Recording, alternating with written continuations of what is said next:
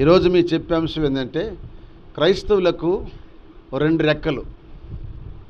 క్రైస్తవుడు అనగా ఎవరు చెప్పండి? క్రైస్తవులు అంటే ఎవరు? మనమే. మొట్టమొదటిలో ఎబ్రీలు, రెండవది ఇశ్రాయేళ్ళు, మూడవది యోధావారు, నాలుగవది క్రైస్తవులు. క్రైస్తవులు అనగా యేసుక్రీస్తు రక్తంలో కడగబడిన వారు క్రైస్తవులు. అంత్యొక్కలో మొట్టమొదటగా క్రైస్తవులు అనబడినని వాక్యం చదివిస్తుంది. ఈ క్రైస్తవ జీవితంలో రెండు రెక్కలు. రెండు రెక్కలంటే ఏమిటో ఆ విషయాన్ని ఈరోజు వింటారా మీరు? రెండు రెక్కల గురించి చెబుతాను. స్తోత్రం చెప్పండి. వింటారా వినరా?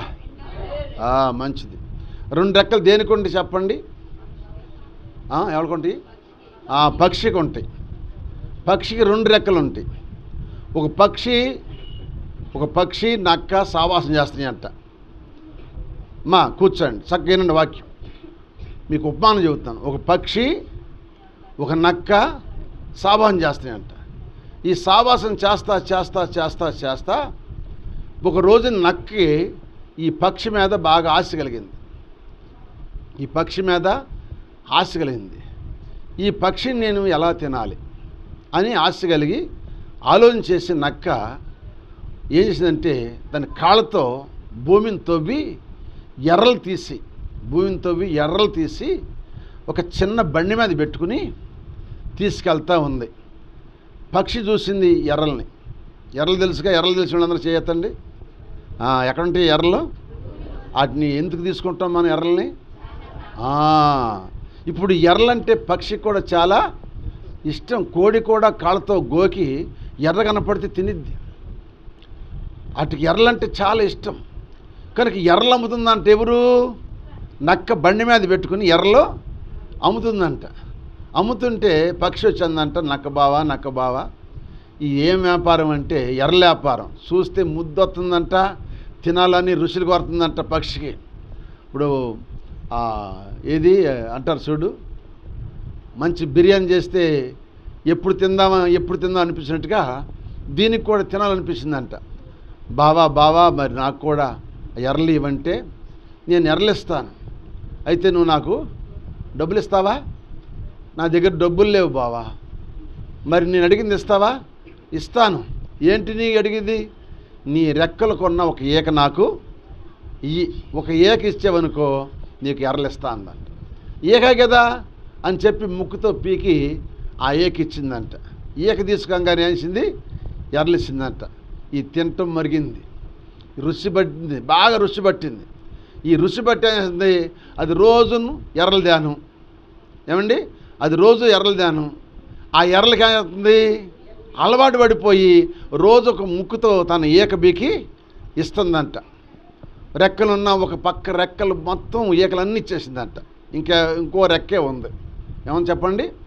ఇంకో రెక్క ఉంది. ఆ రెక్కతో ఎగరలేక అట్టాగే మెల్లిగా సోమవారిలాగా చెట్టుకాడ బొబ్బు ఉంటుందంట. ఇక రోజు తెచ్చి పెడుతుందిగా, ఈ రెక్క కూడా ఊడదీసి ఇస్తుందంట ముక్కుతో. ఒక్కొక్క ఈక ఇచ్చేసరికి మొత్తం రెండు రెక్కల ఈకలన్నీ పీకిచ్చేసింది. సోమవారం అయిపోయింది. తింటం మరిగింది కదా, సోమవారం బాగా బలిసిపోయింది, కొవ్వు పట్టిపోయింది పక్షికి. ఇక చూసింది నక్క, ఇది ఎగరలేదు. ఎరిద్దా? ఎందుకు? రెక్కలకి ఏమి లేవు, ఈకలు లేవు కనుక ఎగరదు.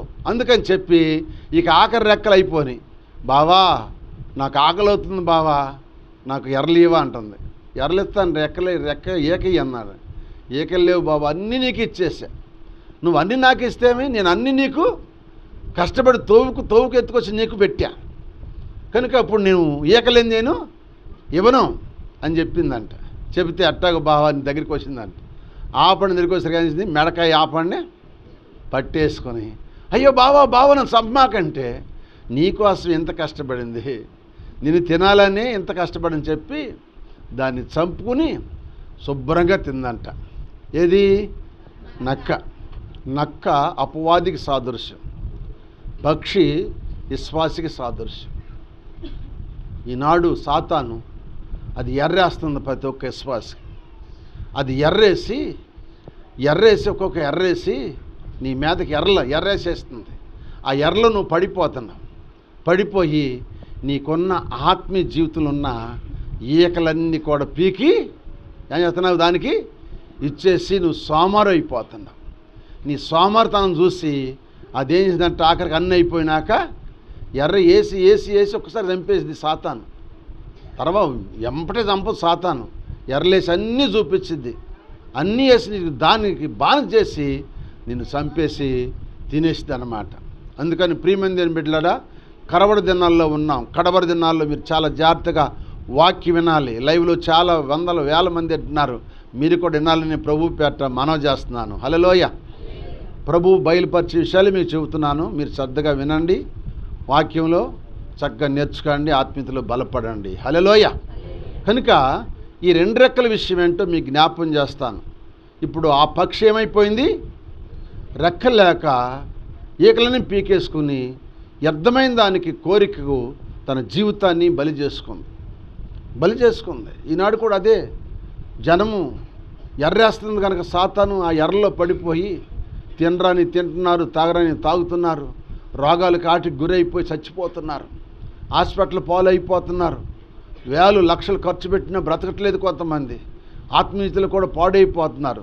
మనం అటువంటి వారిని కాకుండా దేవుని వాక్యం విన్న నీవు దేవుని కొరకు ఎదురు చూసే బిడ్డగా ఉండాలని ప్రభు పేట మీకు మనవి చేస్తున్నాను. హల్లెలూయా. యెహోవా కొరకు ఎదురు చూచువారు నూతన బలమొందెదరు. యెహోవా కొరకు ఎదురు చూచువారు నూతన బలమొందెదరు.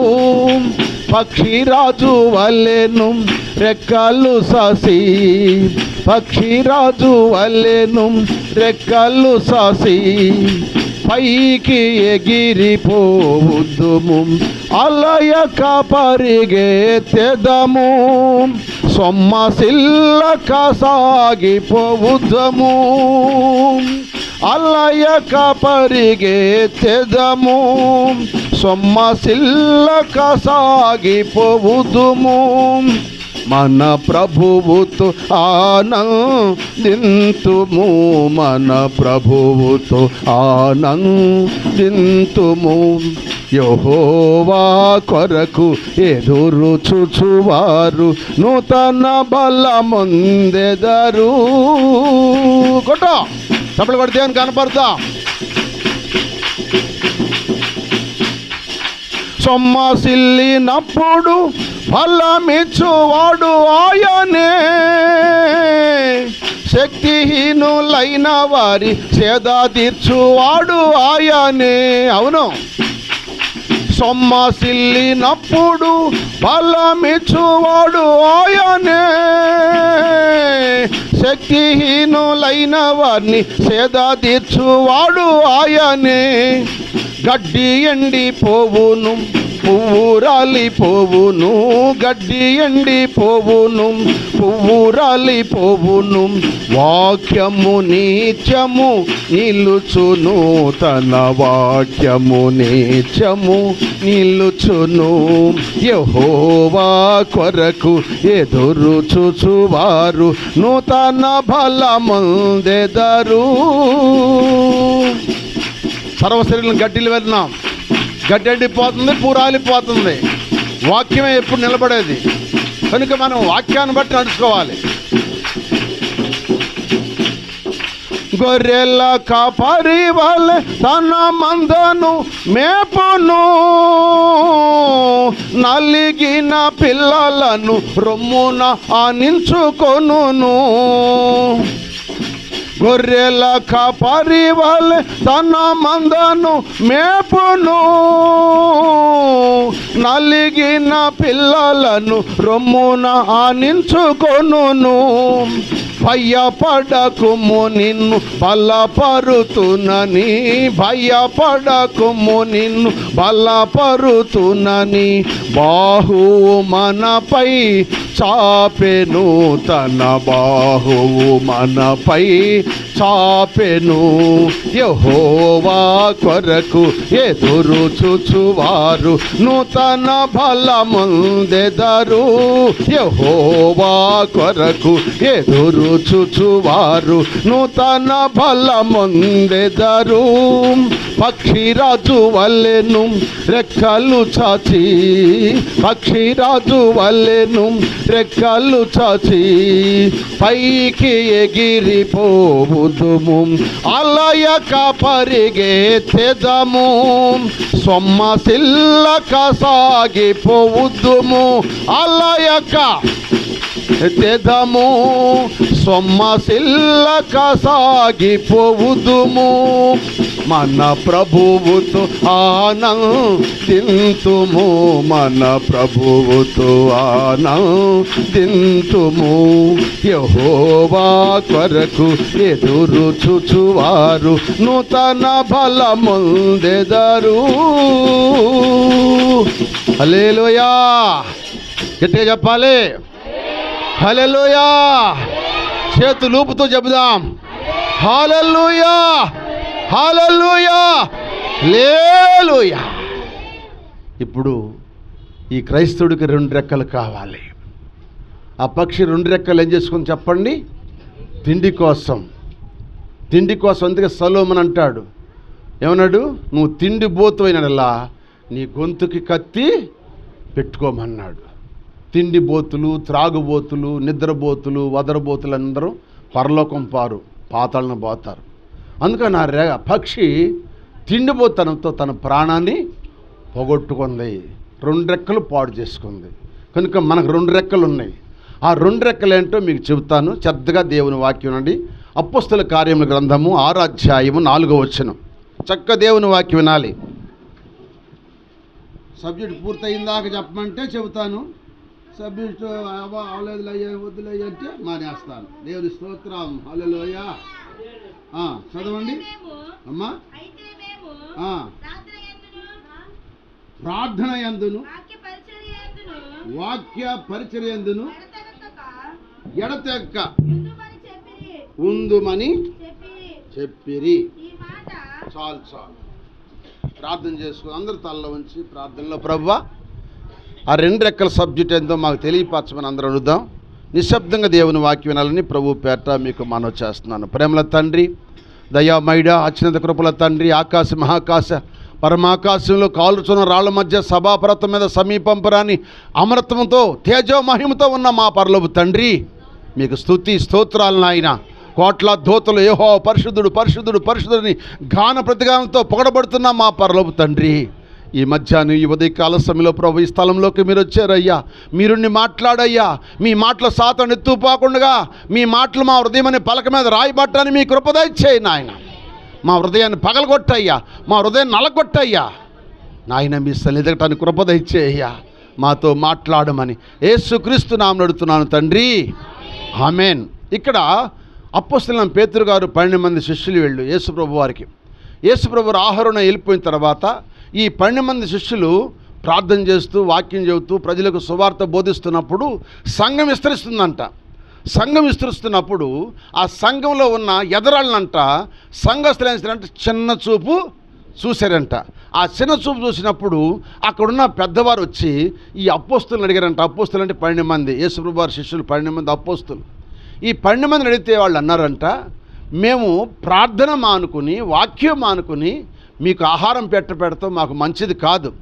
మీ సంఘంలో ఒక మంచి వారిని ఎన్నుకండి, మంచివారిని ఎన్నుకండి. వారిని మేము ప్రార్థన చేసి ఆ పనికి అప్పగిస్తాము, వారు ఆ పని మీకు జరిగిస్తారని చెప్పి మేము ప్రార్థన యందును వాక్యమందును వాక్య పరిచర్యందును ఎడతెగగా ఉందుమని చెప్పాను. అంటే సేవకుడు పని ఏంటంటే, ఒకటి మాట చెబుతున్నాను, సేవకుడు పని ఏంటంటే ప్రార్థన వాక్యము. సేవకుడు పని అని చెప్పండి, ప్రార్థన వాక్యము. ఇక రెండేది పని లేదు. అతను ప్రతిష్ఠించబడిన వాడు సేవకుడు అంటే. ఇప్పుడు చాలామంది సేవకులు అంటున్నారు కానీ వాళ్ళు సేవకులు కాదు. వాళ్ళు ఉద్యోగం చేస్తా సేవకులు ఎట్టవుతారు, వ్యాపారం చేస్తా సేవకులు ఎట్టవుతారు, వ్యవసాయం చేస్తా సేవకులు ఎట్టవుతారు, ఏమండి రకరకాల పనులు చేసేవాళ్ళు సేవకులు ఎట్టవుతారు. వాళ్ళు ఆ పని చేస్తున్నారు, ఇటు వచ్చి సువార్తను ప్రకటిస్తున్నారు. అంటే వీళ్ళు సువార్త ప్రకటించే వాళ్ళని ఏమంటారంటే సువార్థికులు అంటారు, కానీ సేవకులు అనే వాళ్ళని అనరండి. 2 బిజినెస్లు ఉన్న వాళ్ళని సేవకులు అనరు. ఒకే ఒక్క పని చేసేవాడిని సేవకుడు అంటారు. ఈనాడు చాలామంది ఈ విధంగా ఉద్యోగం చేస్తా నేను పాస్టర్ గారిని అంటారు, వ్యాపారం చేస్తా పాస్టర్ గారిని అంటారు. పాస్టర్ గారు అంటే ఏంటి? పాదిరి అంటే తండ్రి దేనికంటే బిడ్డలకు, సంఘానికి. సంఘ కాపరి తండ్రి అవుతాడు. వాళ్ళు ఎట్టవుతారు? అటు ఉద్యోగం చేయలేరు, 2 పనులకి ఒక యజమానికి 2 దాసులు ఉంటారండి. చెప్పండి ఏమండి? యజమానికి 2 దాసులు పని చేస్తారా? యజమాని పని చేయొచ్చు, కానీ దాసుడికి 2 యజమానులకి పని చేయగలుగుతాడా? దేవుని స్తోత్రం, హల్లెలూయా. కనుక అందుకని వాళ్ళు ఎవరంటే వాళ్ళని సువార్థికులు అంటారు. ఏమంటే చెప్పండి, వాళ్ళని సువార్థికులు. వాళ్ళు ఏం చేయాలంటే సువార్త చెప్పి వాళ్ళు ఉద్యోగాలు చేస్తా, వ్యాపారం చేస్తా, వ్యవసాయం చేస్తా, కూలి పని చేస్తా, ఏం చేయాలంట? సువార్త చెప్పి మందిరానికి వాళ్ళని నడిపించే వాళ్ళని సువార్థికులు అంటారు. వాళ్ళని సేవకులని పిలవకూడదు, వాళ్ళు పిలిపించకూడదు. స్తోత్రం చెప్పండి. వాళ్ళు కూడా పిలిపించకూడదు. అలా పిలిపించుకోవటము మనకి ఈ లోకంలో గొప్పతనం అనుకుంటున్నారు, కానీ అది గొప్పతనం కాదు. దేవుని దృష్టిలో గొప్పతనం ఏదంటే తగ్గించుకోవటమే గొప్పతనం. ఏసన్న గారు ఉన్నారు, వారు 1000 సంఘాల పైన ఉన్నాయి, ఎంతోమంది సేవకులు ఉన్నారు. ఆయన బిషప్ అని పెట్టుకున్నా సరిపోయిద్ది, రెవరెండ్ అని పెట్టుకున్నా సరిపోయిద్ది, అపోస్తులను పెట్టుకున్నా సరిపోయిద్ది, పాస్టర్ గారిని పెట్టుకున్నా ఆయనకి ఏది పెట్టుకోవాలన్నా ఆయన సరిపోయింది. ఎందుకంటే ఆయన దేవుని చేత ఏర్పరచబడ్డ గొప్ప దైవ సేవకుడు. ఆ సేవకుడు ఏం పిలిపిస్తున్నాడు? బ్రదర్ ఏసన్న గారు పిలిపిస్తున్నా, కానీ బిరుదులు ఆయన పెట్టుకోలేదు. ఆయన ఎంత తగ్గించుకున్నాడో దేవుడు అంతగా ఆయన్ని ఆశీర్వదించాడు. ఈనాడు చాలామంది 4 మాటలు తెలవగానే, 4 మనుషులు ఉండగానే సేవకుడిని పాస్టర్ పదవిలోకి వెళ్ళిపోతున్నారు. అది వాళ్ళు గొప్పదనుకుంటున్నారు, కానీ వాళ్ళు నేను చిన్నగా మాట్లాడలేదు. ఎందుకంటే వాళ్ళు కూడా క్షేమంగా ఉండాలని చెబుతున్నాను. మనం దానికి తగిన వాళ్ళము కాదని అనుకోవాలి వాళ్ళు. ఎందుకంటే వాళ్ళ మంచిగా చెప్పేది, ఏరే ఉద్దేశం కాదు. నువ్వు పొగడబడితే ఇక్కడ ప్రజల దగ్గర పొగడబడతావేమో, హెచ్చించబడతావేమో, కానీ దేవుని దగ్గర నువ్వు తగ్గించబడతావు. అందుకని నువ్వు తగ్గించుకోవాలి.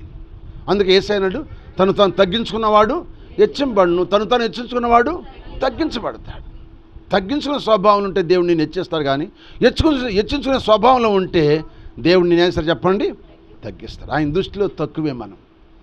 మనుషుల దృష్టిలో మనం తగ్గించుకుంటే దేవుని దృష్టిలో మనం హెచ్చించుకోగలుగుతాము. హల్లెలూయా. అందుకే ఆయన అన్నాడు, ఆయన ఏమంటున్నాడంటే, మేము ప్రార్థన యందు వాక్య పరిచర్య యందు మేము ఎప్పుడు దాకంట ఎడతెక్క అంటే ఎడతెక్క. వాస్తవంగా ఇప్పుడు సేవకుడు పని ఏంటంటే, ఇప్పుడు నేను కూడా ప్రతిష్ఠించబడిన సేవకుడు కనుక మీకు వాక్యం చెబుతాను, తర్వాత ప్రార్థన చేస్తాను. వాక్యము ప్రార్థన కావాలంటే మా ఇంటికి వచ్చి చూడండి. అలుపు వస్తే నిదానంగా ఏదైనా బలహీనతకుంటే కాసేపు పండుకుంటాను, కానీ ఎప్పుడు మనసులో ప్రార్థన చేసుకుంటా, వాక్యాన్ని ధ్యానం చేసుకుంటా. ఏ వాక్యం మీకు చెప్పాలి, ఏ రోజుకి ఏ వాక్యం చెప్పాలి, ఏ రోజుకి ఏ కూర వండుకోవాలి, మీరు ఎంత ఆలోచిస్తారో. నేను కూడా నా బిడ్డలకి ఆహారం పెట్టుకోవడం కూడా నేను కూడా దేవుని దగ్గర అడిగి వాక్యం అంతా రాసుకోవాలి, వాక్యం అంతా చూసుకోవాలి, వాక్యానికి జ్ఞాపం చేసుకోవాలి. మైండ్ ఎప్పుడు పనిచేయాలి దేవుని దగ్గర, ఎప్పుడు ప్రార్థన, వాక్యం, ఆలోచన, ఆయన ఆలోచన కలిగి చెయ్యాలి. అలా చేసినప్పుడు వారు సేవకుడన్నా ఒక విధంగా ఉపయోగపడుతుంది. అందుకే నేను సేవకుడుగా కాదు, కానీ ఆయన పిలుపుని బట్టి వచ్చి ప్రతిష్ఠ చేయబడిన ఆయన మాటలు మీకు చెప్పడానికి నిలబడ్డాను. హల్లెలూయా. కనుక ప్రభునందు ప్రియమిత్రులారా, లైవ్లో చూస్తున్న పెద్దవాళ్ళు కూడా, సేవకులు కూడా, మీరు కూడా గుర్తెరిగి మనం తగ్గించుకుంటే మనకు మంచిది. అంతేగాని మనం అన్నీ చేస్తా పాస్టర్ అని, లేకపోతే పాస్టర్ గారని, బిషప్ అని, లేకపోతే అపోస్తులని, రెవరెండ్ అని మనం పిలిపించుకోవటం, అది మనకు భూసమైన గొప్పతనమే, కానీ దేవునికి మాత్రం గొప్పతనము ఉండదు. కనుక దయచేసి మీరందరూ కూడా మీరు వాక్యాన్ని విని వాక్యానుసారంగా ఉండాలని సేవకులకైన మీకును, విశ్వాసులకైన ప్రజలకు అందరూ కూడా తెలియజేస్తున్నాను. దేవుడు మీ అందరు దీవించును గాక. హల్లెలూయా. ఏంటి ఇప్పుడు ఈ ప్రార్థన వాక్యము ప్రార్థన ఒక రెక్క, వాక్యం అనే ఒక రెక్క. ఈ రెండు మనకు కలిగి ఉండాలి. స్తోత్రం చెప్పండి. క్రైస్తవులంటే మనందరం కనుక క్రైస్తవ జీవితంలో ఒకటి మొట్టమొదటిది ఏంటి చెప్పండి. అక్కడ ఏముంది చెప్పాలి, ఆ సబ్జెక్ట్ అట్టగుందా? మొట్టమొదటి ఏముంది? ప్రార్థన అనే రెక్క. రెండవది వాక్య పరిచర్య అనే రెక్క. ఈ రెండు రెక్కలు ప్రతి క్రైస్తవుడికి ఉండునుగాక. ఈ రెండు ఉంటే నువ్వు ఎగిరిపోతావు. ఎక్కడికి? వెళ్ళిపోతాం, ఎగిరిపోతాం. ఈ రెండు రెక్కలు కాపాడుకోవాలి. ప్రార్థన రెక్క కాపాడుకోవాలి, వాక్యం అనే రెక్క కాపాడుకోవాలి. ఈ రెండు రెక్కల ఏ విశ్వాస కాపాడుకుందో వాళ్ళు ఎగిరిపోవుదురుగాక. హల్లెలూయా. వాళ్ళు ఎవరికి దొరకరని, ఎవరికి దొరకరు, వేటగాడికి కూడా దొరకరు. వేటగాడు ఉరి నుండి కూడా దేవుడు తప్పిస్తాడు. కనుక ఈ రెండు మనం కలిగి ఉండాలి. ఏమిటి? ప్రార్థనలో కలిగి ఉంటే మనకు కలిగే ఆశలు ఏంటో ఒక మూడు చెబుతాను, చక్కైనండి. దేవుని స్తోత్రం చెప్పండి. ప్రార్థన రెక్కకి 3 అనుభవాలు ఉన్నాయి, వాక్యం రెక్కకి 3 అనుభవాలు ఉన్నాయి. 3 ఎన్ని చెప్పండి? 6. ఈ 6 నేర్చుకుంటారా? మరి ఒక అడుగు ఆలస్యమైనా మళ్ళీ రేపుడికి లేకుండా స్తోత్రం చెప్పండి. తినేది ఒకసారి కడుపుని తినాలి. సగం తిన వెళ్ళకూడదు కదా. కొంతమంది అంటారు, అయ్యా సగం పెడతావు, శాంతం పెట్టమంటున్నారు నన్ను. స్తోత్రం చెప్పండి. కొంతమంది అంటారు, సగం పెడతావు అయ్యా, శాంతం పెడితే బాగుండుద్ది అంటారు. శాంతం పెట్టాలంటే మరి టైం చాలుతుంది అయ్యా అంట నేను. దేవుని స్తోత్రం. హల్లెలూయా. కనుక టైం ఎక్కువిస్తే టైంని బట్టి చెప్పుకోవచ్చు. ఒక పూర్తి అవ్వాలంటే ఒక సబ్జెక్ట్ పూర్తి అవ్వాలి. కడుపు నిండా భోంచేయాలి.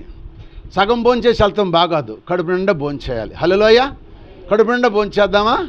దేవుని ఆహారం నువ్వు కడుపు నిండా భోంచేసావనుకో నీ రెక్కలు ఆశీర్వదించబడునుగాక. ఇప్పుడు ఈ ప్రార్థనలో ప్రార్థన రెక్కను గురించి మీకు ఒక మాట జ్ఞాపకం చేస్తాను. చూడండి, యెషయా గ్రంథము 19వ అధ్యాయం 22వ వచనం. యెషయా గ్రంథము 19వ అధ్యాయము 22వ వచనం చదవాలి. యెహోవా వాణ్ణి కొట్టును, స్వస్థపరచవలనని ఐగుప్తులను కొట్టును. వారు యెహోవా వైపు తిరగగా వారి ప్రార్థన అంగీకరించి ఆమేన్ చెప్పండి. దేవుడంట ఒక దెబ్బ కొడతాడు మనని. స్తోత్రం చెప్పండి. ఎందుకు కొడతాడు దేవుడు దెబ్బ? చెప్పాలి. అది నీ పిల్లోడు మాట వినపోతే నువ్వు వెట్ట కొడతావు. యేసయ్య కూడా మనం మాట వినపోతే ఏం చేస్తాడు? మనని కొడతాడు. కొట్టినప్పుడు మనకేమొచ్చింది చెప్పాలి. ఆయన కొడితే ఏమొచ్చింది? భయం వచ్చింది. దెబ్బ తగలదా? కొట్టినప్పుడు దెబ్బ తగలదా? నొప్పి వచ్చిందా రాదా? మరి దానికి ఏం చేయాలి మనము? ఆ నొప్పి తగ్గాలంటే మళ్ళీ ఆయన దగ్గరే ప్రార్థన చేయాలి. ఎవరి దగ్గర ప్రార్థన చేయాలి? నువ్వు ఎన్ని డాక్టర్ దగ్గరికి వెళ్ళి నొప్పి తగ్గదు. ఆయన కొట్టిన దెబ్బకి నువ్వు ఎన్ని డాక్టర్ దగ్గరికి వెళ్ళినా సరే, ఈ ప్రపంచంలో ఎన్ని డాక్టర్ దగ్గరికి వెళ్ళి నువ్వు లక్షల కోట్లు ఖర్చు పెట్టినా ఆ నొప్పి తగ్గదు. ఆ నొప్పి తగ్గాలంటే ఏం చేయాలి? ప్రార్థన చెయ్యి. అప్పుడు ఆయన నిన్ను స్వస్థపరచును. అది అండర్లైన్ చేసుకోండి. అక్కడేముంది? ఆయన కొడతాడు. ఆయన కొట్టినప్పుడు దెబ్బ తగులుతుంది కనుక ఆ నొప్పికి మనం ఏంటంటే ప్రార్థన చేసినట్లయితే ఆయన స్వస్థపరచును. హల్లెలూయా. నీ కడుపుల నొప్పి నుండి స్వస్థపరచును, నీ కాళ్ళు నొప్పి నుండి దేవుడు స్వస్థపరచును, నీ థైరాయిడ్ నుండి స్వస్థపరచును, నీ అనారోగ్యం నుండి దేవుడు స్వస్థపరచును, నీ బీపీ నుండి దేవుడు స్వస్థపరచును, నీ షుగర్ నుండి దేవుడు స్వస్థపరచును, నీ టైఫాయిడ్ జ్వరం నుండి స్వస్థపరచును, నీ మెదడు జబ్బు నుంచి దేవుడు స్వస్థపరచును, నీ గుండె జబ్బు నుంచి దేవుడు స్వస్థపరచును, నీ కిడ్నీల జబ్బును దేవుడు స్వస్థపరచును. హల్లెలూయా. నీ లివర్ జబ్బును దేవుడు స్వస్థపరచును. ఆయన స్వస్థపరిచేది కనుక ఆ స్వస్థపరిచే దేవుని దగ్గర నువ్వేం చేయాలి చెప్పండి? కొట్టింది నువ్వే కనుక బాగు చేయాలి నువ్వే. ఆయన దగ్గర ప్రార్థన చేయి. ఆ ప్రార్థన ఆలకించి ఆయన నిన్ను స్వస్థపరిచేందుకు ఆయన స్వస్థపరచు యెహోవా నేనే అన్నాడు. స్తోత్రం చెప్పండి. గాయమును పెట్టువాడు నేనే, గాయమును పూడ్చువాడు నేనే, మృతులు పొందించువాడు నేనే, బ్రతికించువాడిని నేనే. నా చేతి నుంచి ఎవరు నిన్ను తప్పించేవాళ్ళు లేరు. హల్లెలూయా. అందుకే ఈ ప్రార్థన రెక్కలు ఏమి ఉండాలంటే, ఈ ప్రార్థన చేస్తే ఆయన దగ్గర నువ్వు బతిలాడుకుంటే ఆ ప్రార్థన చేస్తే నిన్ను స్వస్థపరచునుగాక. నీ ప్రార్థన రెక్కకి ఏం కావాలి? స్వస్థత కావాలి.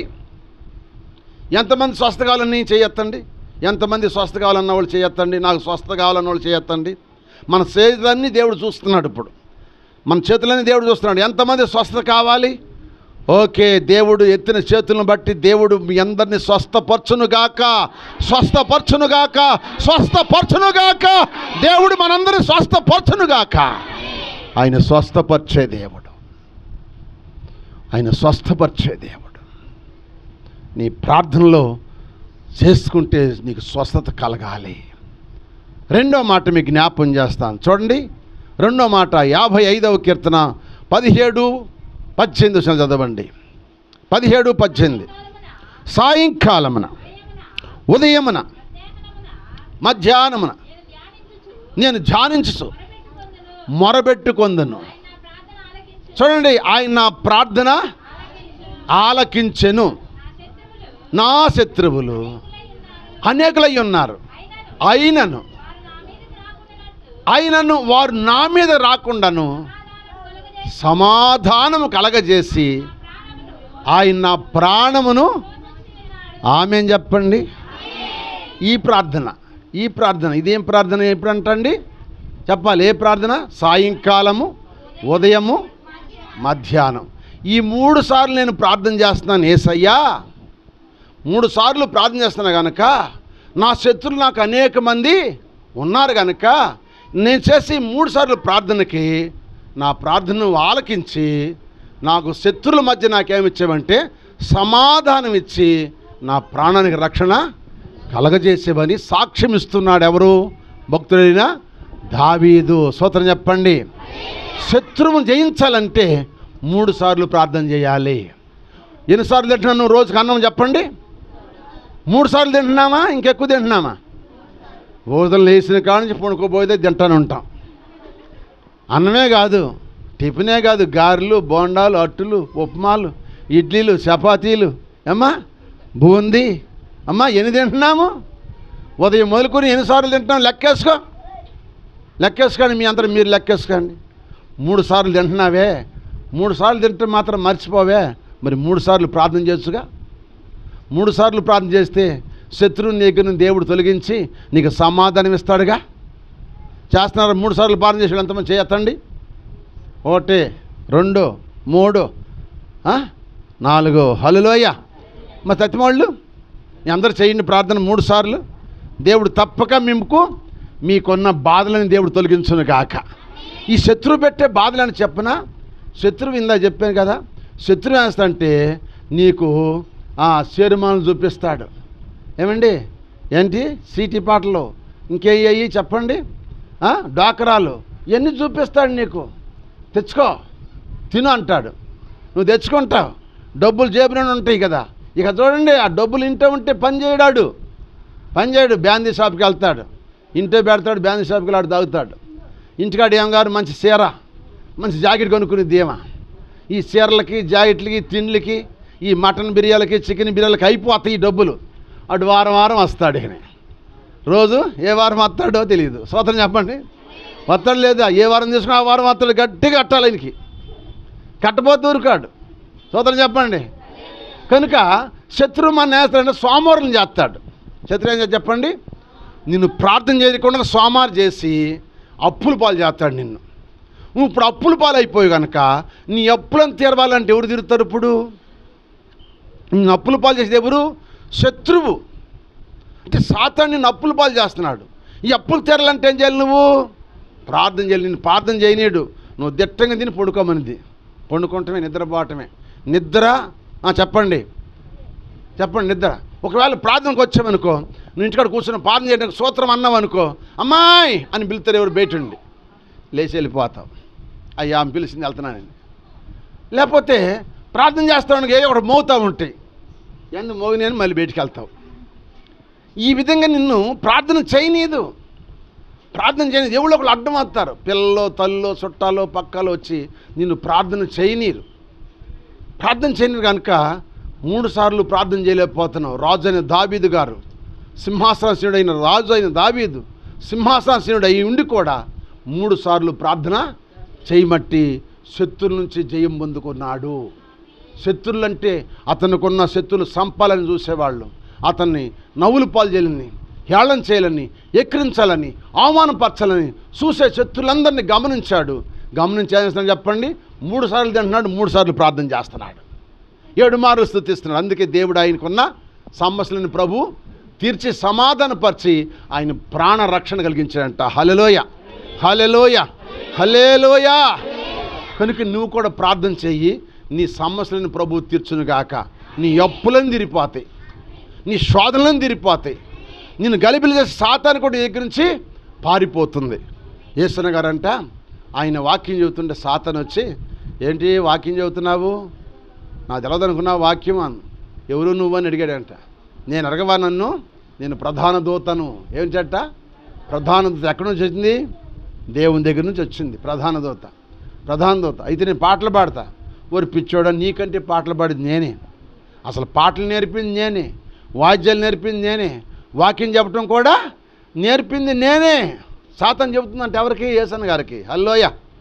ఆ మహాభక్తుడు చెబుతుందంట, నువ్వు పాటలు పాడుతున్నావు, ఆ పాటలు నేర్పింది నేనే, ఈ వాద్యాలను వాస్తున్నావు, వాద్యాలు నేర్పింది నేనే, వాక్యం చెప్పేది కూడా నేనే. సాతాను నాకు కూడా చెప్పింది వాక్యం.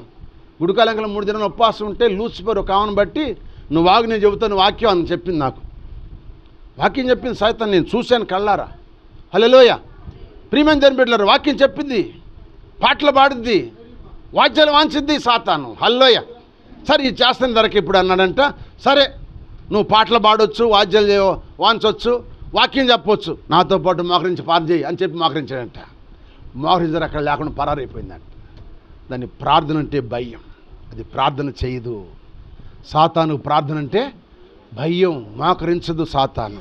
నేను స్తోత్రం చెప్పండి. అది దాని భయం కనుక నిన్ను భయపెట్టి నిన్ను ప్రార్థన చేయనీయదు. నువ్వు ప్రార్థన చేస్తే నీ సమస్యలు తీరుతాయని దాన్ని తెలుసు. అందుకని నిన్ను ప్రార్థన చేయనీయకుండా, నీ సమస్యలు తీరనీయకుండా నిన్నేదో ఒక ఆత్మహత్య చేసుకోమను, నిన్నేదో ఒక ఆత్మహత్య చేసుకోమను, లేకపోతే నిన్ను అల్లరపాలు చేయలేను, నవ్వులు పాలు చేయలేను, లేకపోతే ఇల్లు అమ్మాలను, బంగారం అమ్మాలను, నిన్ను బస్సురాలు చేయాలని చూసిద్ది సాతాను. హల్లెలూయా. అందుకని దాన్ని జయించాలంటే నువ్వు కూడా 3 పూటలు ప్రార్థన చేయటం నేర్చుకో. పోవే సాతాను, నువ్వు నన్నేం చేస్తావని నువ్వు కూర్చో మోకరించి ప్రార్థనలో. హల్లెలూయా.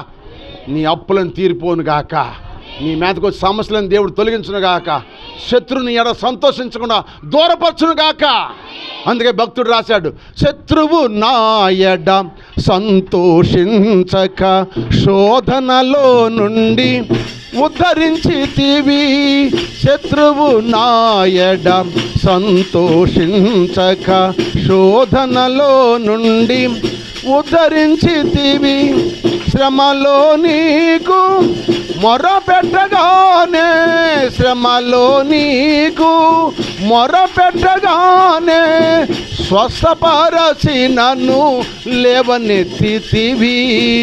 స్వస్థపరచి నన్ను లేవనెత్తితివి. నాలో ప్రేమను వెలిగించితివి. వెలుగై నీవే వ్యాపించితివి. నాలో ప్రేమను వెలిగించితివి. హల్లెలూయా. 3 పూటలు ప్రార్థన చేయి. నీ అప్పులు సమస్యలు సాతాను దగ్గర నుంచి పారిపోనుగాక. 3 పూటలు ప్రార్థన చేయి.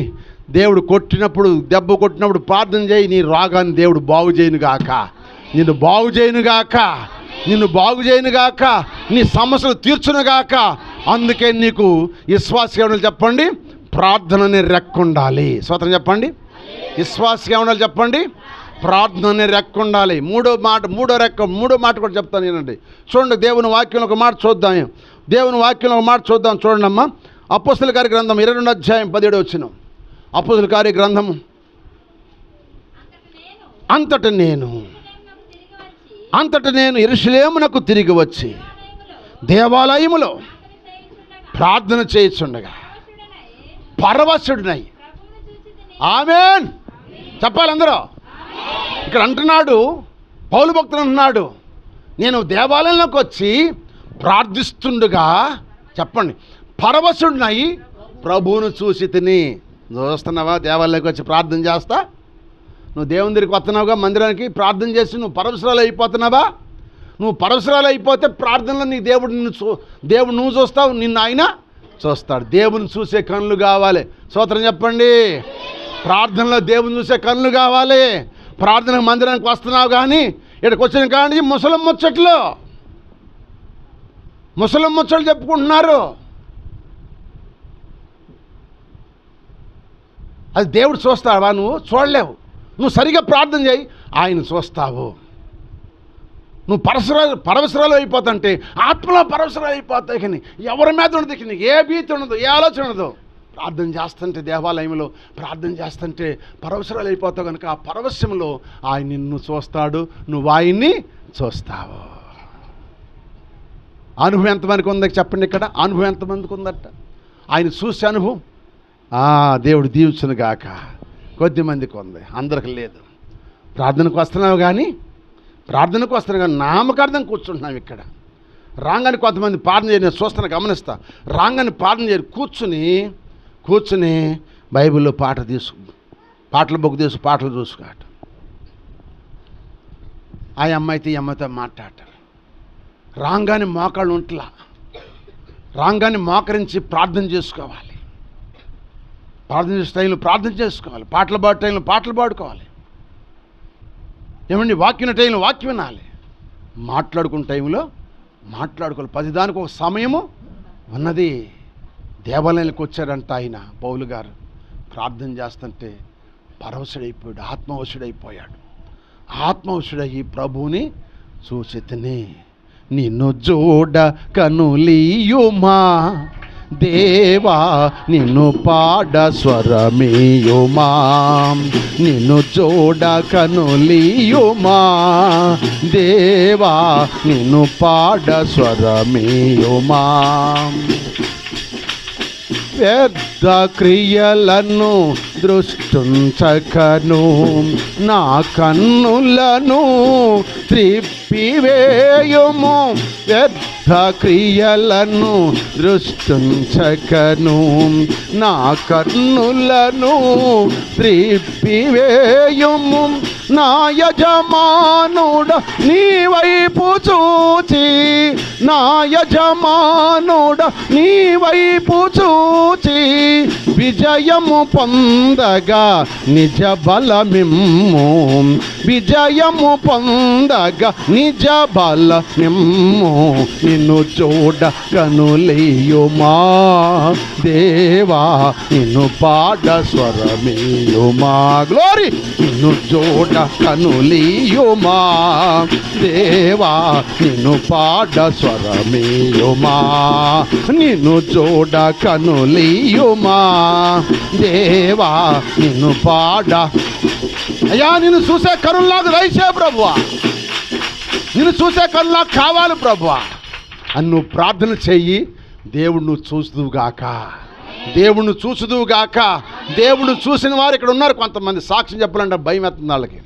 ఇక్కడ దేవుడు ఉన్నాడు, దేవుడిని చూసేవాళ్ళు ఉన్నారు. ఆత్మనేత్రాలతో చూసేవాళ్ళు ఇక్కడ ఉన్నారు. లేరంటారా? చెప్పడానికి భయపడుతున్నారు. ఎందుకు భయపడాల్సింది? ఎందుకు సిగ్గుపడతారు? దేవుణ్ణి మనోత్తరం తెరిచి దేవుణ్ణి చూస్తున్నప్పుడు అది మహా ఆనందంగా ఆనందించుకో, సాక్ష్యం చెప్పు. దేవుణ్ణి ఆశీర్వదించును గాక. ఇది ప్రార్థన రెక్కలో 3 విషయాలు చెప్పాను. ఒకటి, ఆయన సన్నిధిలో నువ్వు ప్రార్థన చేస్తే దేవుడు నీకు స్వస్థత కలగజేస్తాడు. రెండవది, ఆయన సన్నిధిలో నువ్వు ప్రార్థన చేస్తే చెప్పాల్స్తే సమాధానం ఇస్తాడు. అప్పులు తిరిగిపోతాయి, సాతాను దగ్గర నుంచి పారిపోతుంది. మూడవది, ప్రార్థన చేస్తే ఆయన చూసే భాగ్యం దేవుడు నీకు ఇచ్చునుగాక. ఇది ప్రార్థనే రెక్క. స్తోత్రం చెప్పండి. ఏ రెక్క చెప్పండి? క్రైస్తవులకు ఏముండాలి ఇప్పుడు? ఈ రెక్క ఉండాలా వద్దా? ఈ రెక్క చాలా ప్రాముఖ్యమైనదని గుర్తుపెట్టుకోండి. ఈ రెక్క ప్రతి ఒక్క విశ్వాసకు ఉండాలి. ఉంటే ఇక నీ దగ్గరికి అపవాది రానే, సమస్య రాదు. వచ్చినది ఏమి చేయలేదు నిన్ను. అది నీ దగ్గరికి వచ్చినా కూడా అది నిన్నేమి చెయ్యలేదు, దానికి అధికారం లేదు. బయటుండు ఆండ్రు అంట రంకేసింది కానీ నీ దగ్గరికి మాత్రము రాలేదు. అందుకు అది ఎవరు మింగుదామని గర్జించు సింహంలో నోరు తెరిచింది. దాని పొళ్ళేవు. స్తోత్రం చెప్పండి. దాని పొళ్ళోడు కొట్టేసాడు యేసయ్య. అది ఓ మింగ నవలలేదు, మింగలే వచ్చింది అనమాట. మింగటానికి నువ్వు దాన్ని దొరకవు. ఎందుకంటే దేవుడు దానికి నీకు మధ్యన కంచేసాడు. స్తోత్రం చెప్పండి. అందుకని ప్రార్థన రెక్క నీకు చాలా అవసరం ఈ కడవరి దినాల్లో. రెండవది వాక్యం అనే రెక్క కావాలి. స్తోత్రం చెప్పండి. వాక్యం అనే రెక్క. ముగిస్తాను త్వరగానే. హల్లెలూయ. వాక్యం అనే రెక్క ఏంటయ్యా నడితే చెబుతానండి. ఇప్పుడు 119వ కీర్తన 130వ వచనం చదవండి. 119వ కీర్తన 130వ వచనం చదవండి. నీ వాక్యము వెల్లడి. నీ వాక్యము వెల్లడి అవుతుంటోని వెలుగు కలుగును. అవి తెలివి లేని వారికి. ఆమేన్ చెప్పండి. హల్లెలూయ. వాక్యం వెల్లడంటే వాక్యం మాట్లాడుతున్నాం కదా. ఇప్పుడు వాక్యం వెల్లడవుట్ ఏంటంటే చెప్పండి. వాక్యం దేవుడు పరిశుద్ధాత్మ దేవుడు మాట్లాడుతున్నాడు. ఈ వాక్యం మాట్లాడుతున్నప్పుడే నీకు వెలుగు కలగాలి. ఏం చేయాలి చెప్పండి? నీలోకి ఏం రావాలి? వెలుగు రావాలి. అందుకే దావీదు భక్తుడు అంటాడు, నీ వాక్యమే నా పాదములకు దీపం, నా త్రోవకు వెలుగు అన్నాడు. కనుక వాక్యం నీతో మాట్లాడుతున్నాడు కదా. దేవుడు నీతో మాట్లాడుతున్నప్పుడు నీలోకి వెలుగు రావాలి. నువ్వు వెలిగించబడాలి. ఈ వాక్యం వెలిగించబడితే ఎందుకంటే వాక్యం ఎందుకంటే తెలివి లేని వారికి తెలివినిచ్చును. స్తోత్రం చెప్పండి. నీ బిడ్డలకు తెలివి లేకపోతే ఆడ పంపిస్తున్నా చెప్పండి మీరందరూ. నీ బిడ్డలకు తెలివి లేకపోతే ఆడ పంపిస్తున్నా ఎందుకు చెప్పాలి? ఎందుకు? బిడ్డలకు తెలివి రావాలని. తెలివి కోసం నీ బిడ్డని ఆడ పంపుతున్నావంటే స్కూలు డబ్బులు ఇచ్చి వేలు లక్షలు ఇచ్చి చదివిస్తుంది దేనికంటే తెలివి కోసము. తెలివి కోసం చదివిస్తున్నావు కదా. ఆ తెలివి ఎక్కడుందంటే యేసయ్య దగ్గర ఉందా. నువ్వు వాక్యం సరిగిని నీ బిడ్డలు కూడా వాక్యం వినిపిస్తే తెలివి లేని వారికి వాక్యము తెలివినిచ్చును. వాక్యమే దేవుడు. స్తోత్రం చెప్పండి. వాక్యమే దేవుడు. యోహాను సువార్త మొట్టమొదటి అధ్యాయం మొట్టమొదటి ఉంది కదా. ఆది యందు వాక్యం ఉండెను. దేవుని వద్ద ఉండెను. వాక్యమే దేవుడై ఉండెనా? అది ఆయనందు దేవుని వద్ద ఉండెను. సమస్తమును సమస్త ఆయన మూల కలిగింది ఏదియు ఆయన లేకుండా కలగలేదా? ఆయనలో జీవం ఉండెను. ఆ జీవము మనుషులకు వెలుగై ఉండెను. ఆ వెలుగు అబ్బే చీకటి దాన్ని గ్రహించట్లేదు. వెలుగు కలుగుతుంది. ఆయన వాక్యం బోధిస్తుండగానే నీలోకి వెలుగు రావాలి. నీ వెలుగు వచ్చిందనుకో నీకు తెలివినిస్తుంది ఆ వాక్యం. స్తోత్రం చెప్పండి. ఈరోజు తెలివి లేనివాడిని అమ్మ. నేను 6 తరాలు చదివి ఆ తర్వాత నేను మంగళవారి దగ్గర కమ్మవారి దగ్గర నేను జీతాలు నౌకరు చేశాను. జీతం చేశాను. ఎందుకంటే మా నాన్న 10 మంది పిల్లలను కనుక మరి పోషించలేక జీతం పెట్టాడు. అక్కడ 2 పూటల భోజనం పెట్టేవాళ్ళు. 2 పూటల భోజనం చేసి వచ్చేవాడిని. బస్తా వడ్డిచ్చేవాళ్ళు. సంవత్సరం పాటు జీతం చేస్తే బస్తా వడ్డిచ్చేవాళ్ళు ఆ రోజుల్లో. సంవత్సరం పాటు 6 తరాలు చదివిన తర్వాతే వెళ్ళాను నేను ఎక్కడికి? జీతాలకి. అలా జీతాలు చేస్తూ పెరిగి పెద్దోడిని పెళ్లి చేసుకుని ఏమండి రిక్షా 17 సంవత్సరాలు రిక్షా దొక్కి దేవుని సన్నిలో ప్రభువుని నమ్ముకున్న తర్వాత దేవుడు అన్నాడు, నేను నిలబడు, నేను నీతో మాట్లాడతాను. నేను సేవ చేశాను అనుకోవాలా? నేను వాస్తవంగా చెబుతున్నాను, నేను సేవ చేయలేను. సేవ అంటే మాటలా? ఎవరు అడిగితే ప్రశ్న జవాబు చెప్పాలి. వాక్యం ఎలా చెప్పాలి? చదువు ఉందా? ట్రైనింగ్ ఉందా? ఏముందో? నాకు ఏమీ లేదు కదా బాబు. మాకు ఏమి లేదు కదా. నాకు చదువు లేదు, ట్రైనింగ్ లేదు. ఎవరు నన్ను బలపరిచిన వారు లేరు, ఎవరు నాకు లేరు. ఎలా చెబుతున్నాయంటే నువ్వు నిలబడు, నేను మాట్లాడుతా అన్నాడు యేసయ్య. హల్లెలూయ. ఆయనే మాట్లాడటం ప్రారంభించాడు. స్తోత్రం చెప్పండి. నిలబడిదాకా నా గుండె ఇట్టనిద్ది. స్తోత్రం చెప్పండి. నిలబడిదాకా గుండె ఇట్టనిద్ది భయం. నిలబడ్డ తర్వాత దేవుడు మాట్లాడుతుంటాడు. హల్లెలూయ. తెలివి లేని వాడికి తెలివిచ్చటానికి కారణం ఏంటి తెలుసా?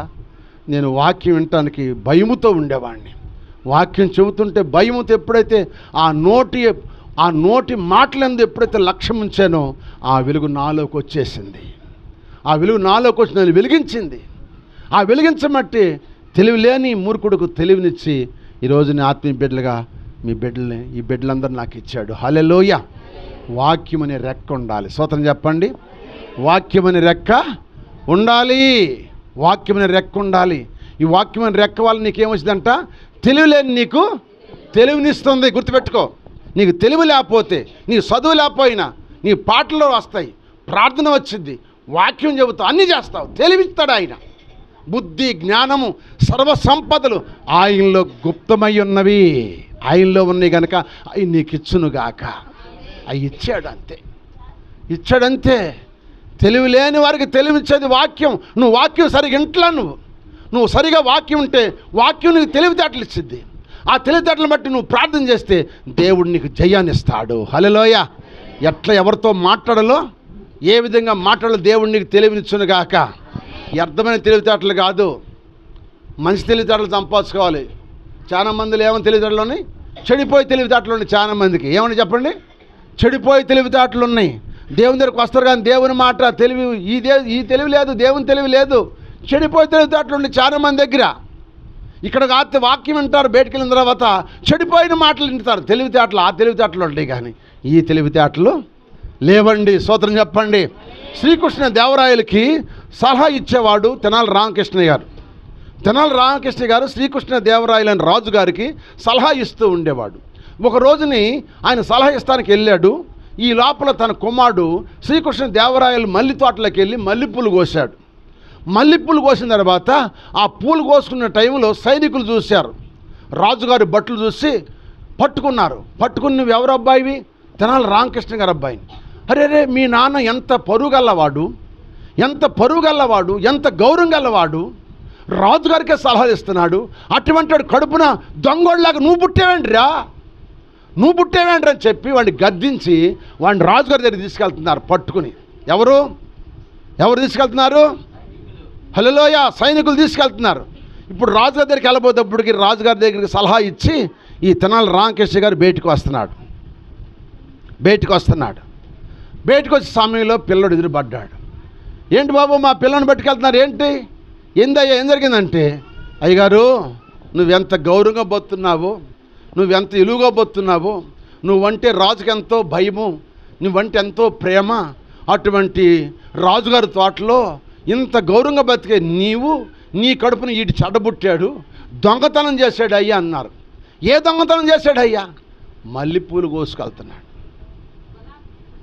మల్లెపూలు. స్తోత్రం చెప్పండి. ఈ మల్లెపూలు కోసుకెళ్తున్నాడా? సరే పట్టుకెళ్ళండి అయ్యా, పట్టుకెళ్ళండి.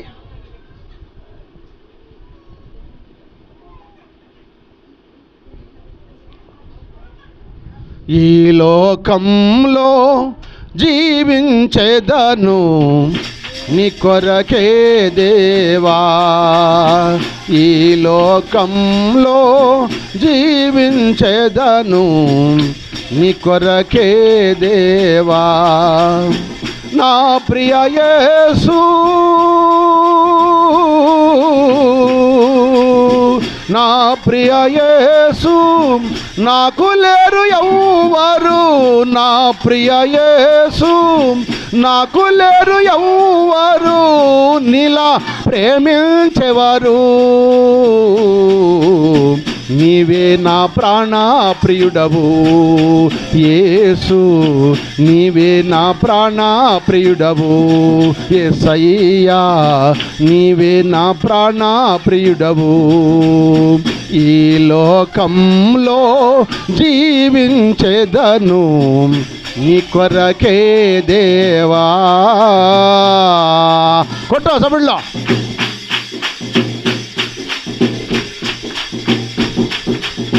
తల్లిదండ్రి బంధువులు నన్ను విడిచిపోయినా విడవనని నాకు వాగ్దానమిచ్చితివి.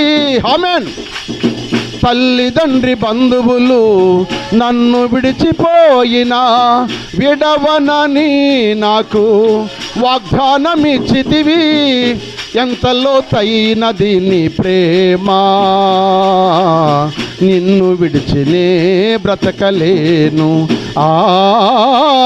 ఎంత లోతైనది నీ ప్రేమ, నిన్ను విడిచినే బ్రతకలేను. నా ప్రియ యేసు, నా ప్రియ యేసు, నాకు లేరు నా ప్రియ గ్లోరీ, నాకు లేరు ఎవ్వరు నీలా ప్రేమించేవారు. నీవే నా ప్రాణ ప్రియుడవు యేసు, నీవే నా ప్రాణ ప్రియుడవు. ఈ లోకంలో జీవించేదను నీ కొరకే దేవా. గ్లోరీ గట్టిగా సౌండ్ పడతారు.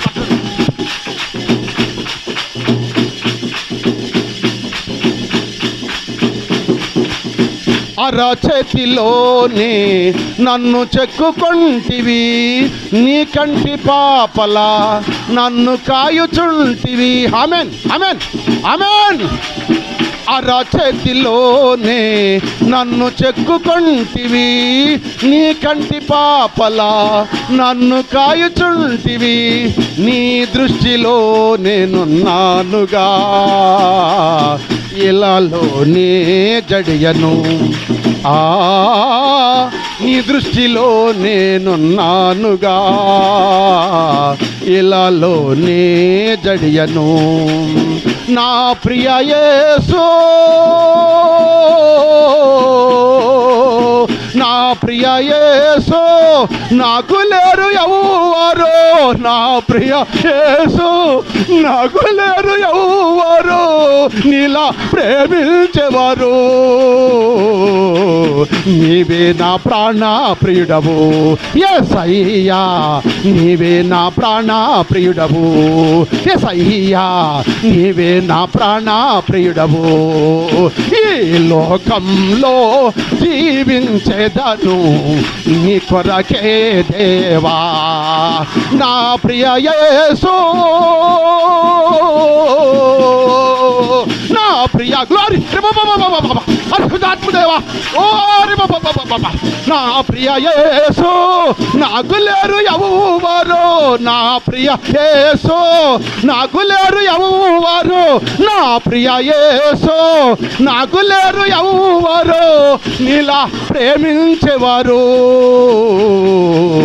నీవే నా ప్రాణ ప్రియుడవు యేసు, నీవే నా ప్రాణ ప్రియుడవు యేసయ్యా, నీవే నా ప్రాణ ప్రియుడవు, నీవే నా ప్రాణ ప్రియుడవు. హల్లెలూయా హల్లెలూయా. చేతులుపుదాం, చేతులుపుతా. దేవుని స్తుతించండి, దేవుని గణపరచండి. ఆయన వాక్యం వెళ్ళడవగానే మనిషికి తెలివి వచ్చును. తెలివి రావాలి, నీకు తెలివి కలగాలి. అప్పుడు తెనాలి రామకృష్ణ అన్నాడు, ఆడు నోరుంటే ఆడే వస్తాడులే అని చెప్పి వెళ్ళిపోయాడు. ఏం చెప్పాడు తెనాలి రామకృష్ణ? ఆడు నోరుంటే ఆడు తిరిగి వచ్చేస్తాడు. ఆ మాట తండ్రి ఎప్పుడు చెప్పాడు అర్థం చేసుకున్నాడు.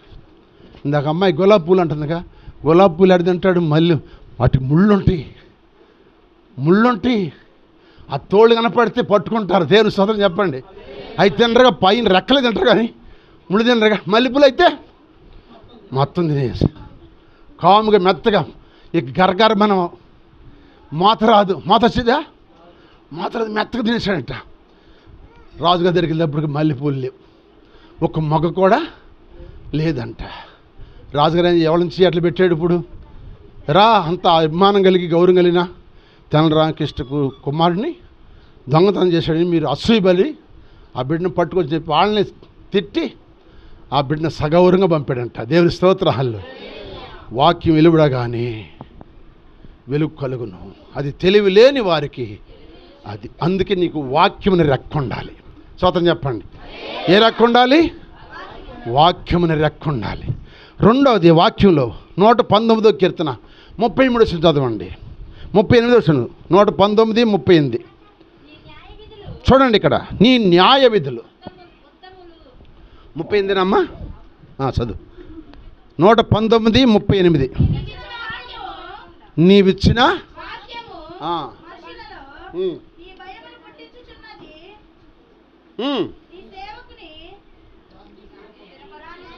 ఆమె నీ వాక్యము మనుషులలో నీ భయం అంటే దేవుని భయం. వాక్యం నీలో ఉంటే నిన్ను చూసి దేవుడు, నిన్ను చూసి ప్రజలు ఏం చేస్తారు చూసావా? భయపడతారు. నీలో వాక్యం ఉంటే. నీలేమన్నా చెప్పండి, వాక్యం ఉందా దెయ్యం ఉందా? నిన్ను చూసి భయపడేవాళ్ళు ఉంటే నీలో వాక్యం ఉండట్టే. నిన్ను చూసి గౌరవించేవాళ్ళు, నిన్ను చూసి భయపడేవాళ్ళు, నిన్ను గురించి ప్రేమించేవాళ్ళు ఉంటే వారిలో భయం ఉండట్టే. నిన్ను గురించి ఆళ్ళంగా మాట్లాడతా, నిన్ను గురించి హల్లోయ స్తోత్రం హల్లోయ అని సంస్కృతాలు మాట్లాడి ఉంటారు చూడు, నీలో వాక్యం లేనట్టే. ఎందుకంటే నీ ప్రవర్తన సరిలేదు కనుక. నీ ప్రవర్తన బట్టే నిన్ను చూసి భయపడతారు. స్తోత్రం చెప్పండి. నీ ప్రవర్తన సరిగా ఉంటే నిన్ను చూసి చెప్పండి, నిన్ను చూసి ఎందుకు భయపడతారు? నీలో వాక్యం ఉంది కనుక. ఆ వాక్యం ఏంటంటే ప్రేమించిద్ది, ఇతరులతో గౌరవంగా మాట్లాడుతుంది ఆ వాక్యం. హల్లెలూయా. ఇతరులతో ఏం మాట్లాడుద్ది? గౌరవంగా మాట్లాడుద్ది ఆ వాక్యం, మంచిగా మాట్లాడుద్ది. కానీ నీలో వాక్యం ఉందా? వాక్యం ఉంటే కుక్కలాగా అరుస్తారు కొంతమంది. వాక్యం కుక్కలాగా అరుస్తారు. కుక్కల గురించి చెబుతావు రోజు. దేవుని స్తోత్రం చెప్పండి. కుక్కల గురించి చెబుతాను. అసలు కుక్కల సేవకులు విశ్వాసులు పెంచొచ్చా, కుక్కలను మేపొచ్చా అనే విషయం చెబుతావు రోజు మీకు. హల్లెలూయా. కుక్కలాగా కరుచుకుంటున్నారు కానీ కుక్కలాగా భక్షించుకుంటున్నారని పౌలు గారు చెబుతాడు గలతీ రాసిన పత్రికలో. ప్రియమైన దేవుని బిడ్డలారా, కరుచుకోవటం ఎక్కువైపోయింది. కానీ నిన్ను చూసి భయపడేవారు ఎవరు చెప్పండి? వాక్యము నీలో ఉంటే నిన్ను చూసి వారికి భయము కలుగుతుంది. స్తోత్రం చెప్పండి. భయం కలుగుతుంది. వివరిస్తాను, టైం లేదు కనుక. నీలో రెండోది ఏముండాలంటే వాక్యం ఉండాలి. వాక్యము నిన్నేసి తెలివిలేని నీకు తెలివినిస్తుంది. రెండోది నిన్ను చూసి వాళ్ళు భయపడేటట్టు చేసిద్ది. హల్లెలూయా. నిన్ను చూస్తే భయం రావాలి వాళ్ళకి. అయ్యా నీలో దేవుడు ఉండడమ్మా, నీలో దేవుడు ఉండడమ్మా, నీలో ఎంత ఓర్పు ఉందమ్మా, నీలో ఎంత సహనం ఉందమ్మా అని నిన్ను చూసి వాళ్ళు భయపడాలమ్మో. ఆమెను అనకూడదు. అవునంటే మనకి ఏదన్నా కలిగిద్ది. భయం ఉండాలి. ఈనాడు భయం లేకుండా భక్తి లేకుండా పోతుంది ప్రజల్లో. వాక్యం నీలో ఉంటే భయపడతారు. దేవుని స్తోత్రం హల్లెలూయా. మూడో మాట కూడా చెబుతాను చూడండి. మొదటి దశలోనికి రాసిన పత్రిక మొట్టమొదటి అధ్యాయము 6వ వచనము.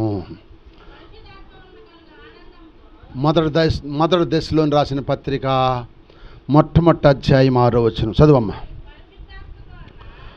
మళ్ళీ మొత్తం చదువు. చదువు. పరిశుద్ధాత్మ వలన ఏ ఆనందం అంట?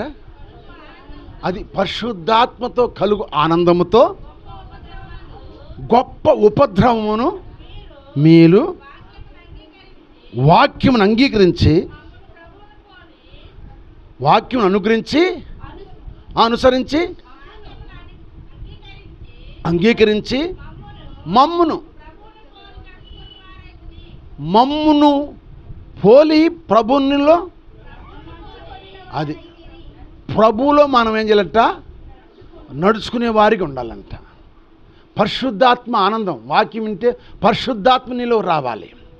పరిశుద్ధాత్మ ఆనందం నీలోకి వచ్చిందనుకో, ప్రభువుతో నడుచుకుంటావు కానీ దెయ్యంతో నడిచే పని ఉండదు. హల్లెలూయా. ప్రభువుతో నడుచుకుంటావా, దెయ్యంతో నడుస్తావా? దెయ్యం కూడా నడిపించిద్ది. ఓ పాస్టర్ గారు నువ్వు చెరువు మీద తెల్లవారులు తిప్పిందంట, తెల్లవారు నడిపించిందంట ఒక దెయ్యం. ఆయన పాస్టర్ గారు వెళ్ళి అక్కడ కూటం పెట్టాడంట. కూటం పెట్టి 10 గంటలకు ఆవిపేసి ఆనందిని వస్తున్నాడంట. ఆ చెరువు గట్టు మీద ఉందంట దెయ్యం. అది చక్కని కన్నిపిల్లలాగా అవతారం ఎత్తి, తాతయ్య పాస్టర్ గారు నేను కూడా వస్తాను, నన్ను కూడా సైకిల్ ఎక్కించుకోందంట. సైకిల్ ఎక్కిస్తున్నాడంట, సైకిల్ తొక్కుతున్నాడంట. ఆ మాటలు చెబుతుందంట, ఈ మాటలు చెబుతుందంట. తొక్కుతున్నాడు కానీ ఆ గట్టు తేటలేదంట, చెరువు తరగట్లేదంట. తెల్లవారులు తొక్కాడంట, తెల్లవారులు తొక్కుతున్నాడంట. అక్కడే ఉండిపోయాడు. మాటలు వింటున్నాడు. సాతని చెప్పే మాటలకు తెల్లవారు తిప్పుతుంది, నడిపిస్తుంది. అక్కడ చెరువు చుట్టాపలు తెరిపిస్తుంది. చెరువులో పడదాన్ని చూస్తుంది. ఇంతలో ఇంక అది గమనం వచ్చిందంట. ఏంది ఇంతసేపు దొక్కాను, నేను రోజు 10 నిమిషాలు ఇద్దరి నుంచి అదికి వెళ్ళేవాడిని, ఇంతసేపు దొక్కానేంటి, అసలు ఏంటని చెప్పి యేసు రక్తమే చెప్పినాడంట. వెనకాల చూస్తే మనిషి దెయ్యం లేదంట. హల్లెలూయా. దెయ్యం కూడా నడిపించిద్ది, సేవకులు నడిపించిద్ది, విశ్వాసులు నడిపించిద్ది, బిషపులు నడిపించిద్ది, అందరు నడిపించింది దెయ్యం. కనుక దెయ్యం నడిపిస్తుంది కాదు, పరిశుద్ధాత్మలు ఆనందంతో ఉంటే ప్రభువులు నడుచుదుగాక. నీలేముండాలి? పరిశుద్ధాత్మ అనుభవం ఉండాలి. పరిశుద్ధాత్మ అనుభవం నీలో ఉంటే నువ్వు ప్రభుతో నడుస్తావు, కానీ దెయ్యంతో నడవు, లోకంతో నడవు. ఆయన నిన్ను నడిపించునుగాక. నడిపిస్తాడు నా దేవుడు, శ్రమలోనైనా నన్ను విడువడు. నడిపిస్తాడు నా దేవుడు, శ్రమలోనైనా నన్ను విడువడు. అడుగులు తడబడిన, అలసటపై బడిన, అడుగులు తడబడిన, అలసటపై బడిన, చేయి పట్టి వెన్ను తట్టి చక్కని ఆలోచన చెప్పి, చేయి పట్టి వెన్ను తట్టి చక్కని ఆలోచన చెప్పి, నడిపిస్తాడు నా దేవుడు, శ్రమలోనైనా నన్ను విడువాడు. హల్లెలూయా. నడిపించే దేవుడు ఉన్నాడు.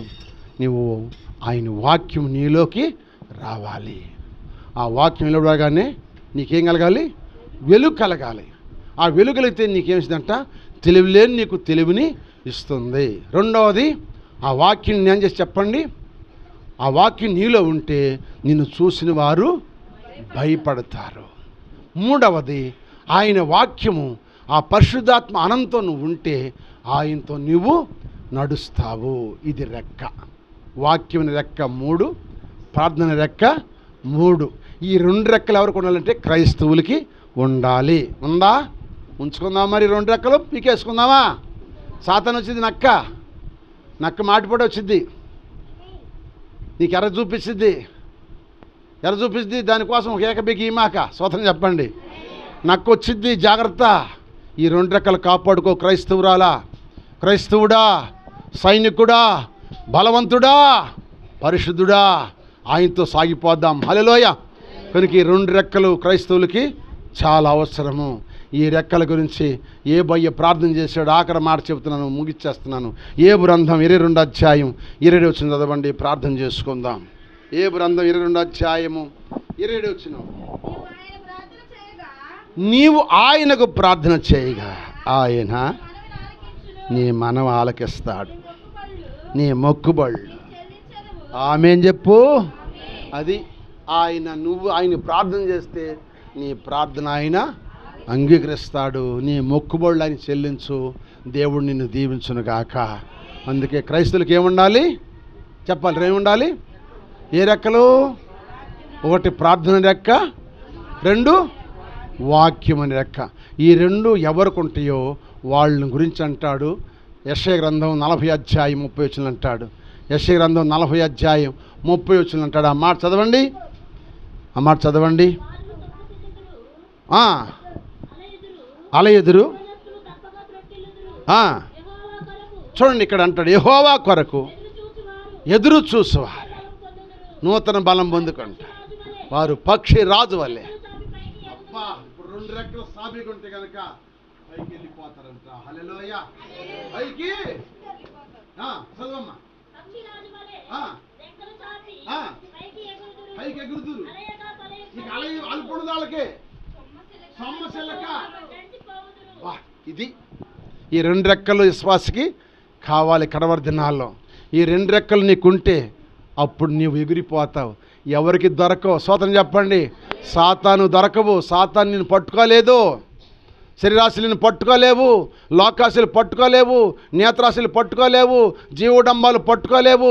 ఎవరు నిన్ను మోసం చేయలేరు. నిన్ను చూస్తే వాళ్ళు అడలు బుట్టి పారిగెత్తారు, పారిపోతారు. అందుకే 2 రెక్కలు కలిగి ఉందాం. మరి ఉందామన్నవాళ్ళు అందరూ గట్టిగా స్వాతంత్రం చెప్పండి. ఈ 2 రెక్కలు నాకు కావాలన్నవాళ్ళు, ఈ 2 రెక్కలు నాకు కావాలయ్యా. ప్రార్థన చేసుకుందాం. ఈ 2 రెక్కల కోసం ఆయన సిలువలో 2 రెక్కలు సాపాడు. 2 రెక్కలు అడ్డకర్రగా ఆయన వచ్చాడు. నిలువుకరగా మానవుడు ఉన్నాడు, అడ్డకరగా యేసయ్య వచ్చి అంటాడు, తండ్రి వారు ఏం చేసిన వారికి తెలియదు కనుక వారు క్షమించమని అడ్డపడ్డాడు. మనం చంపబోతున్న దేవునికి కుమారుడు ఏంటి చెప్పండి? అడ్డుపడ్డాడు. ఆయన రెక్కల కింద మనకు ఆశ్రయాన్ని ఇచ్చాడు. ప్రార్థన చేసుకుందాం. తల్ల వంచండి. దేవుడి కొద్ది మాటలు మనందరి మినికుల్లో నీరు కట్టి పల్లింపు చేయనుగాక. హల్లెలూయా. ప్రార్థన చేయండి అమ్మా.